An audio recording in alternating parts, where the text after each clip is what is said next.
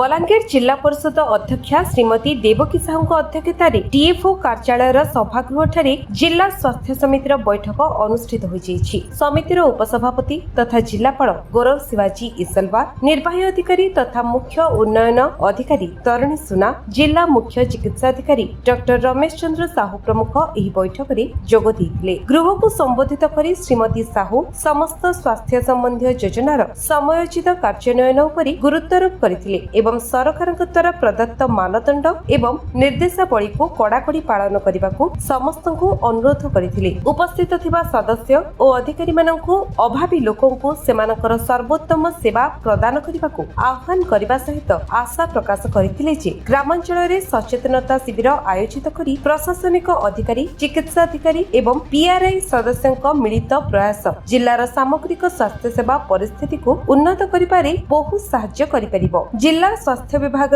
विभिन्न भित्तिभूमिर उन्नति पाई निर्माणाधीन समस्त प्रकल्प कार्य को यथा संभव शीघ्र समाप्त कराजिबा उपरि सभापति एवं जिलापाल उभय गुरुत्व प्रदान करथिले। एही बैठक रे मलेरिया, डेंगू, लेप्रेसी, जख्मा, राष्ट्रीय बाल स्वास्थ्य कार्यक्रम, छोट छुआ मानकर ग्रहण खंडिया, हृद समस्या, आयुष्मान कार्ड संबंधी चालुथिबा योजना सफलता एवं प्रस्ताव गुड़िक उपरि एक उपस्थापना और आलोचना करा जायतिला। जिला मुख्य चिकित्सालय, नूतन चिकित्सालय, जिलार समस्त ब्लॉक रे थिबा प्राथमिक स्वास्थ्य केन्द्र, गोष्ठी स्वास्थ्य केन्द्र, उप स्वास्थ्य केन्द्र सबगुड़िकर नवनिर्माण कोठा किंबा मरामती समस्त कार्य को युद्धकालीन भित्तिरे सारिबाको निर्देश प्रदान करा जायतिला। प्रकल्प निर्माणर अग्रगति, समस्या, टेंडर आदि विषय रे पुंखानुपुंख समीक्षा करा जाय बैठक रे उपस्थित एनएचएम, आरडीपीडब्ल्यूडी आदि विभागीय जंत्री माननकु आवश्यक निर्देश दिया जायतिला। संपृक्त अधिकारी माने गुरुत्वर सह काम करंतु बोली जिला परिषद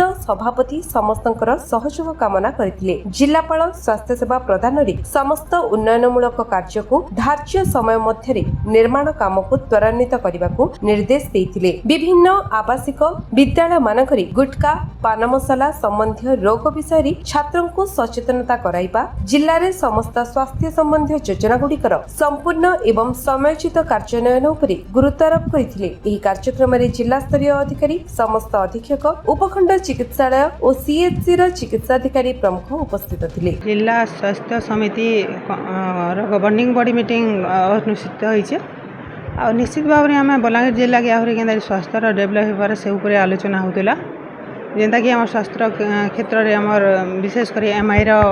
जेनटा आसबार कथा आमर बलांगीर जिला लगी से भी प्रोसेटिंग होइछे। आमर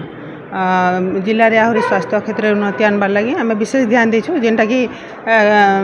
जेन विभिन्न कंस्ट्रक्शन काम आमर रही पीएससी सीएससी है आमर डीएचएच रे सेटा तुरंत करबार लगी तागिद कराई जेन एजेंसी मैंने तुरंत करबार लगी आउ जेनटा मेन रोचे आमर अवेयरनेस प्रोग्राम गुड़ा से मलेरिया हो आमर विभिन्न जेन अवेयरनेस प्रोग्राम करबार कथा सेटा प्रॉपर हिसाब हो बोली मॉनिटरिंग करबार लागि गुटे कमिटी कराई तार संगे आमर जेन डीएचएच रे हो आमर पीएससी सीएससी रे हो क्लिनिक टाइप सेटा प्रायोरिटी दिया जाइए आउ सेटा के जेन भी आमर डाइट हैला क्लिनिक हैला एटा के प्रॉपर गाइड करबार लागि मॉनिटरिंग करबार लागि मध्य गुटे आमे कमिटी करिछु आउ विशेषकर ध्यान में आपण मान थ्रो भी जहाँ आसूचे आम जाने निश्चित भाव में सेटा के केदारी आहरी बेस्ट करमा ए समस्ते भागीदारी हेमा। बलांगीर अंजु पृष्ठिंग रिपोर्ट, विश्व विजय न्यूज ओडिशा।